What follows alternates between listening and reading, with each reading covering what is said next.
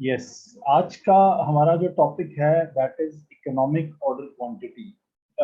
इससे थोड़ा सा एक ब्रॉडर व्यू में आप जाएं तो हमारा जो मेजर टॉपिक है जो हम पढ़ रहे हैं वो है classification of cost by element. उसमें जो एलिमेंट है उसमें पहला एलिमेंट मटेरियल है। मटेरियल का मैंने आपको कहा था कि हम एक सीक्वेंस वाइज चलेंगे। तो सीक्वेंस वाइज से क्या मतलब कि सबसे पहले हम मटेरियल को ऑर्डर प्लेस करते हैं, that is called the material purchase budget.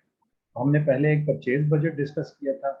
तो उसके बाद फिर जब हम परचेज बजट तैयार कर लिया तो लेट से हमारी जो एनुअल डिमांड हमने तय की है प्लान क्वांटिटी परचेज करने की दैट इज 2,50,000 kg। तो लेट से अब हमने 2,50,000 kg पूरे साल में मंगवाना है। तो हमने इस तरह से काम करना है कि हमारी टोटल एनुअल कॉस्ट मिनिमम, यानी हम चाहे 2,50,000 इकट्ठा मंगवाएं, 50,50,000 करके 5 दफ़ा मंगवाएं, 1,000 करके 250 दफ़ा मंगवाएं, लेकिन हमारी जो टोटल कॉस्ट है सालाना वो मिनिमम होनी चाहिए। तो उसके लिए फिर हमने कहा था कि टोटल कॉस्ट का जब हम एनालिसिस करते हैं तो तीन कॉस्ट हैं टोटल कॉस्ट में। एक है परचेज कॉस्ट, एक है ऑर्डरिंग कॉस्ट और एक है होल्डिंग कॉस्ट। परचेज कॉस्ट वो कॉस्ट है जो आप सप्लायर को पे करते हैं, ठीक है। होल्डिंग ऑर्डरिंग कॉस्ट वो कॉस्ट है जो कि आप ऑर्डर करते हैं तो उसको दौरान आपको आती है, यानी लोडिंग की कॉस्ट, ऑफ लोडिंग की कॉस्ट, रास्ते में carriage cost, transportation cost, road taxes वगैरह जो पे करते हैं, तो सारी कॉस्ट ऑर्डरिंग के हिस्से में आती है। इसी तरह जो होल्डिंग कॉस्ट है वो कॉस्ट है जो कि आप मटेरियल को अपने पास होल्ड करते हैं, स्टोर करते हैं। तो एक चीज तो बड़ी कॉमन सेंस की है कि हम जितना ज्यादा मटेरियल मंगवाएंगे हमें उतना ज्यादा स्टोर करना पड़ेगा। इसका मतलब हमारी होल्डिंग कॉस्ट या स्टोरेज कॉस्ट जिसको कहते हैं वो बढ़ जाएगी, ठीक है। इसी तरीके से हम ये बात करते हैं कि जब हम मटेरियल कम मंगवाएंगे, थोड़ा मंगवाएंगे, तो जाहिर है होल्ड कम करना पड़ेगा, लेकिन फिर नंबर ऑफ ऑर्डर्स बढ़ जाएंगे आपके। तो फिर क्या होगा, जब नंबर ऑफ ऑर्डर्स बढ़ेंगे और हर ऑर्डर के लेट से आपको $250 लग रहे हैं, तो आपकी टोटल ऑर्डरिंग कॉस्ट जो है वो बढ़ जाएगी। तो हमें फिर कोई एक पॉइंट ऐसा ढूंढना है जहां पे हमारी जो टोटल कॉस्ट है वो मिनिमम, ठीक है। वो पॉइंट के लिए वो ये एक फॉर्मूला है EOQ, that is called economic order quantity, यानी वो order quantity which is most economical, that is equal to CO। CO stands for cost per order. यानी इस फॉर्मूले में अगर मैं चीजें आपको बताऊं तो सबसे पहले लेट से CO है, तो CO is cost per order, यानी एक ऑर्डर की कॉस्ट आपने लेनी है। और D जो है उसको आपने लेना है annual, it is annual demand. Question में अगर वीकली गिवन है, मंथली गिवन है, तो कन्वर्ट दैट इनटू एनुअल। और C is annual holding cost per unit per annum, ठीक है। एनुअल होल्डिंग कॉस्ट, इस पर को भी हम यही वाला पर कर लेते हैं, पर यूनिट पर एनम। यानी आप अगर एक यूनिट पूरा साल होल्ड करो तो उस पर कितनी कॉस्ट आती है, ठीक है। तो लेट से मेरी ये परचेज कॉस्ट पर यूनिट मुझे गिवन है ना, पर केजी है $15 पर केजी, और मेरी होल्डिंग कॉस्ट है 10% ऑफ परचेज कॉस्ट। तो इसका मतलब ये है कि ये $1.5 हो जाएगी कि मैं अगर 1 kg पूरा साल होल्ड करता हूँ तो मेरी जो कॉस्ट है वो $1.5 हो जाएगी। तो अब मुझे अगर EOQ कैलकुलेट करना है तो मेरा फॉर्मूला के मुताबिक that is 2 multiplied by ordering cost कितनी है 250। CO is ordering cost per order, 2 multiplied by 250 multiplied by annual demand 2,50,000, ठीक है, डिवाइडेड बाई हम कर देंगे होल्डिंग कॉस्ट यानी CH is annual holding cost per unit. तो पर यूनिट कितनी है 10% of purchase cost. Purchase cost अगर 15 है तो जाहिर सी बात है वो आपकी 1.5 हो जाएगी, 10% 15 का, दैट इज 1.5। तो इस सारे को मैं अंडर रूट कर देता हूं। तो we have to draw a line here, line here. अब आप कैलकुलेटर की मदद से जरा अपना आंसर सॉल्व करें कि इसका आंसर क्या आता है।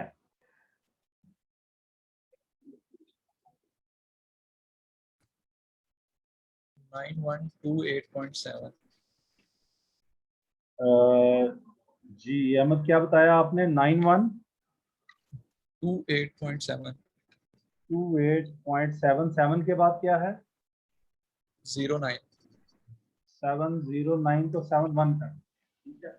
9128 kg, ये हमारी एक इकोनॉमिक ऑर्डर क्वांटिटी निकली है। बाकी भी प्लीज इसको कैलकुलेट कीजिएगा, अगर इसको गड़बड़ हो, प्रॉब्लम हो तो आप लोग मुझे बताएं। तो इसका मतलब है यूजिंग दिस फॉर्मूला हमारी जो इकोनॉमिक ऑर्डर क्वांटिटी निकली है वो ये है। तो what do you mean by economic order quantity, यानी हम अगर इतनी इतनी क्वांटिटी को ऑर्डर करें तो हमारी total annual cost would be minimum. ठीक है, तो हम क्या करते हैं, हम इस चीज को प्रूव करने के लिए अपने पास कुछ एक टेबुलर फॉर्मेट में इसकी वर्किंग करते हैं। सबसे पहले हम ले लेते हैं जी ऑर्डर क्वांटिटी। ठीक है, एक चीज हम ये ले लेते हैं, उसके बाद फिर हम ले लेते हैं number of orders. Number of orders ले लेते हैं, उसके बाद तीसरे नंबर पे हम लेते हैं एवरेज स्टॉक। वो बताता हूँ आप क्या होता है। तो ये तीन चीजें लेने के बाद अब हम अपनी कॉस्ट कैलकुलेट कर सकते हैं। तो कॉस्ट में सबसे पहले मेरी लेट से आ जाएगी ऑर्डरिंग कॉस्ट, फिर मेरी आ जाएगी होल्डिंग कॉस्ट, और फिर आ जाएगी परचेज कॉस्ट। ठीक है, तो इन सारों को मिला के एक मेरी बन जाएगी टोटल कॉस्ट। टोटल जो है वो मैं यहाँ पे एक अलग से मैं यहाँ लाइन लगा के, तो टोटल कॉस्ट मैं यहाँ पे कैलकुलेट करता हूँ। टोटल कॉस्ट डिफरेंट पे आएगी। सबसे पहले मैं इस तरह करता हूँ कि ऑर्डर क्वांटिटी ले लेता हूँ। एक ऑर्डर क्वांटिटी में ईओक्यू से कम की लेता हूँ। लेट से मैं 5000 केजी की एक ऑर्डर क्वांटिटी ले लेता हूँ। अच्छा, मैं एक दफा में 5000 ऑर्डर करूँ। दूसरे में मैं 9128.71 एग्जैक्ट ये ईओक्यू वाली फिगर ले लेता हूँ। तीसरे में मैं लेट से 20,000 केजी का ऑर्डर ले। जी क्या कह रहे हो अहमद? जी सर। ठीक है, और एक मैं 50,000 का ले लेता हूँ, और आखिर में मैं एक ऐसा करता हूँ 2,50,000 का ले लेता हूँ। यार मैं एक ही ऑर्डर में सारी मंगवा लेता हूँ, फिर देखेंगे कितनी कॉस्ट है। सो सबसे पहले मुझे बताइए, और बताने वाली जो है वो फातिमा होगी, कि फातिमा अगर मैं एक दफ़ा 5,000 यूनिट्स का केजीज का ऑर्डर करूं तो साल में मुझे टोटल कितने ऑर्डर्स करने पड़ेंगे कि मेरी जो पूरा 50,000 की क्वांटिटी है वो पूरी हो जाए। जी हम फातिमा, कितने ऑर्डर्स करने पड़ेंगे साल में?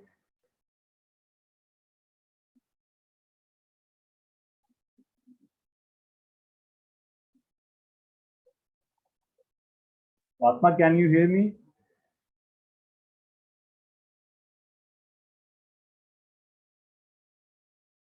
सो there are some issues. Ahmad, आपको आवाज आ रही है बेटा? जी सर। फातिमा का कोई इशू हो? आमना आप बताओ बेटा, कितने ऑर्डर्स करने पड़ेंगे? 50। 50 कहा ना आपने? हाँ जी। ठीक है, और ये कैसे कैलकुलेट हुए हैं? हम ऐसा करते हैं, इसका फॉर्मूला भी देख लेते हैं कि नंबर ऑफ ऑर्डर्स अगर हमें कैलकुलेट करने हो तो हाउ वी कैन कैलकुलेट। वो कैलकुलेट होते हैं order that annual demand divided by order quantity. ठीक है, ये आपका फॉर्मूला बन जाएगा नंबर ऑफ ऑर्डर्स का, कि आपके 2,50,000 डिवाइडेड बाई 5,000, तो ये बनती है annual demand divided by order quantity. ये आपका फॉर्मूला बनेगा नंबर ऑफ ऑर्डर्स का। अच्छा, इसके बाद नेक्स्ट जो है वो आप देखें कि हमारी 9128.71 पे कितने नंबर ऑफ ऑर्डर्स बनते हैं। उसमें हम क्या करेंगे, एनुअल डिमांड 2,50,000 डिवाइडेड बाई 9128.71। हमारे जो ऑर्डर बनते हैं 27.386, 3 डिजिट तक चले जाते हैं। तो 27.386 याद रखिएगा, ये सिर्फ कैलकुलेशन की हद तक मैं इनको पॉइंट्स में ले रहा हूँ, अदरवाइज आपको पता है कि हम पॉइंट्स में ऑर्डर प्लेस नहीं कर सकते। ऑर्डर या 1 जाएगा या 2 जाएगा, लेकिन जब हम कॉस्ट पे आएंगे तो उसको हम राउंड अप कर लेंगे। इसी तरह जब मैं 20,000 यूनिट्स का ऑर्डर प्लेस करूंगा तो उस पे मेरी 12.5 ये कितनी आती है, 12.5 12.5 12.5 ऑर्डर्स करूंगा। Are you sure? जी sir. 12.5 into 20,000 this is equal to 2,50,000। जी बिल्कुल सही है। और 50,000 अगर मैं ऑर्डर करता हूँ तो प्लेस 5 ऑर्डर, और अगर मैं पूरा 2,50,000 बोल लेता हूँ देयर इज ओनली 1 ऑर्डर। तो ये मैंने नंबर ऑफ ऑर्डर्स कैलकुलेट कर लिए। उसके बाद आते हैं एवरेज स्टॉक की तरफ। ठीक है, अच्छा एवरेज स्टॉक हम कहते हैं, एवरेज स्टॉक का फॉर्मूला क्या है? नॉर्मली अजम्पशन ये ली जाती है, assumption ये ली जाती है कि जब भी there is always an assumption कि whenever you place an order तो उसका हाफ जो है वो हम प्रोडक्शन को इशू करते हैं और हाफ हम स्टोर कर लेते हैं। तो उसको कहते हैं हाफ ऑर्डर क्वांटिटी, यानी 1/2 order quantity. 1/2 is half order quantity plus safety stock. यानी अगर मुझे कोई सेफ्टी स्टॉक भी है, क्योंकि इस क्वेश्चन में गिवन नहीं है, मैं इसका एक क्वेश्चन आपको सेफ्टी स्टॉक का बाद में दूंगा, कि अगर मेरे पास कोई सेफ्टी स्टॉक हो तो मुझे हाफ ऑर्डर क्वांटिटी यानी जितनी क्वांटिटी का ऑर्डर करूंगा वो उसका आधा स्टोर करना पड़ेगा, और प्लस एक सेफ्टी स्टॉक भी मुझे स्टोर करना पड़ेगा। तो ये दो चीजें मिलके आपका एवरेज स्टॉक बनाती है। तो चूंकि इस क्वेश्चन में सेफ्टी स्टॉक नहीं है, तो मेरा जो एवरेज स्टॉक है वो मेरी हाफ ऑर्डर क्वांटिटी ही हो। ठीक है, यानी ऑर्डर क्वांटिटी 5,000 है तो average stock is 2,500। Order quantity 9128 है, 9128.71, तो इसका हाफ हो जाएगा 4564.355। 4564.355।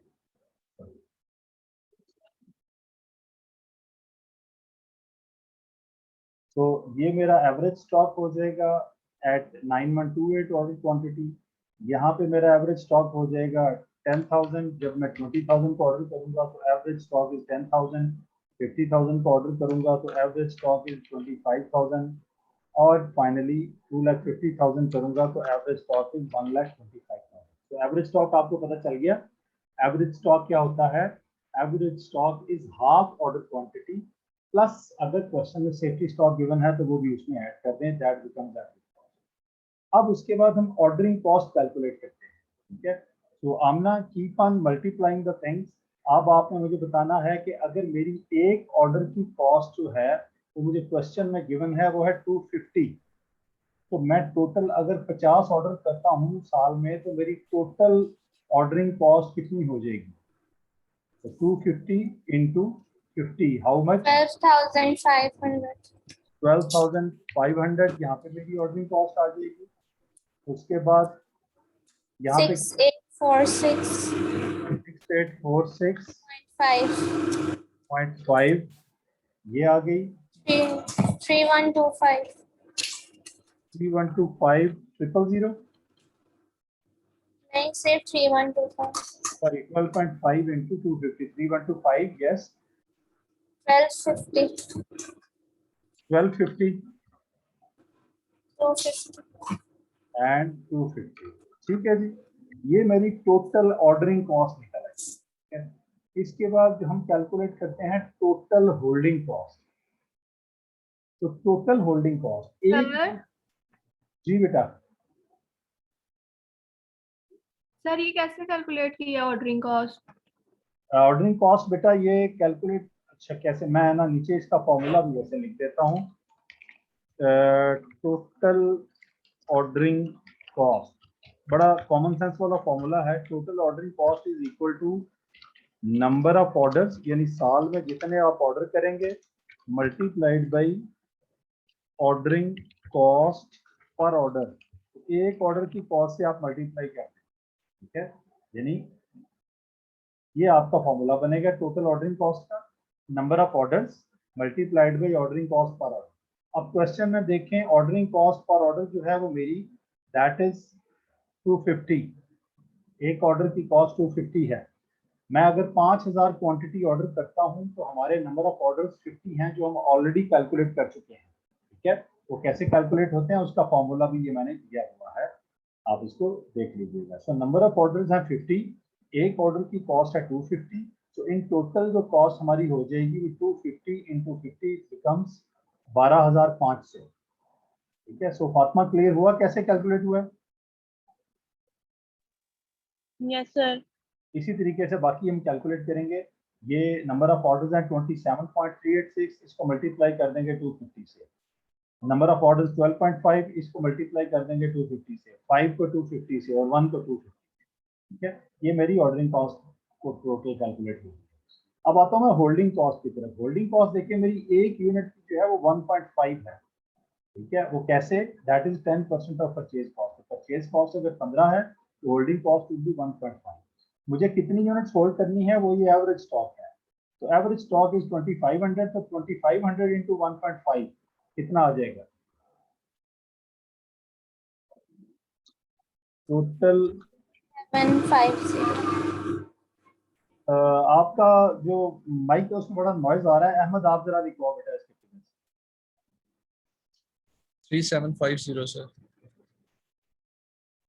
एक सेकंड, एवरेज स्टॉक, मैं इसका फॉर्मूला नीचे लिख लूं, total holding cost is equal to average stock multiplied by holding cost per unit per annum, ठीक है। ये हमारा होल्डिंग कॉस्ट का फॉर्मूला निकला है, holding cost per unit per annum. जी कितनी बता रहे थे अहमद? 3750 सर। 50, और यहाँ पे होल्डिंग कॉस्ट कितनी होगी? एवरेज स्टॉक है 4564.355 मल्टीप्लाइड बाय 1.5, 684.532। 684.6.5 राउंड में मैं इसको कर रहा हूँ, मैं आपको बाद में बताऊंगा कि ये डिफरेंस क्यों आपका आया है। जी आगे 10,000 मल्टी 15,000 आ जाएगी, ठीक है। यहाँ पे 37,500 होगी, 7.5। एक मिनट सर, एक मिनट। 25,000 इंटू 1.5, जी सर। ठीक है जी। और यहाँ जी पे सर। 125,000 इंटू 1.5, ये कितनी हो जाएगी? जी। यही बनती है।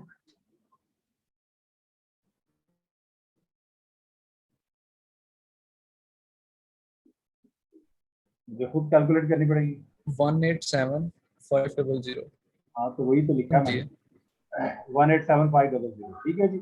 ये मेरी होगी। उसके बाद परचेज कॉस्ट जो है ना, वो मुझे पूरे साल की अगर मैं बात करूं तो याद रखिएगा परचेज कॉस्ट मेरी सेम है, ठीक है। यानी total annual purchase cost is equal to annual demand multiplied by purchase cost per unit. Simple सा फॉर्मूला है कि मेरी एनुअल डिमांड है 2,50,000, मैं अब चाहे 5-5 हजार करके यूनिट्स मंगवाऊँ, इकट्ठी 250 मंगवा लूँ, साल में तो मुझे 2,50,000 क्योंकि ही मंगवाना है ना। तो 1 kg अगर 15 का है, यानी अभी तक अगर मुझे कोई डिस्काउंट नहीं मिलता, तो मेरी जो टोटल एनुअल होल्डिंग कॉस्ट और सॉरी परचेज कॉस्ट है वो कितनी हो जाएगी? दैट वुड बी 2,50,000 इंटू 15, कितनी बनती है अहमद?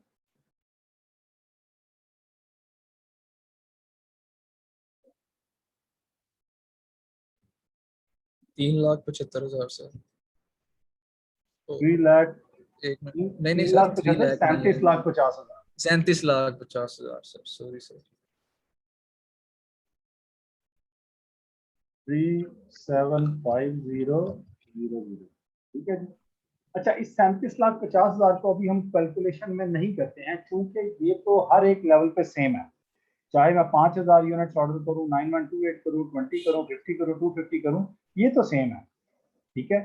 बाकी कॉस्ट में हम देखेंगे कि यार हमारी बाकी जो कॉस्ट है ना, ऑर्डरिंग कॉस्ट और होल्डिंग कॉस्ट, मैं सिर्फ इन दो कॉस्ट की बात कर रहा हूँ यहाँ से राइट पे, ठीक है। ऑर्डरिंग कॉस्ट और होल्डिंग कॉस्ट, जो परचेज कॉस्ट है उसको मैं खत्म कर रहा हूँ यहाँ से।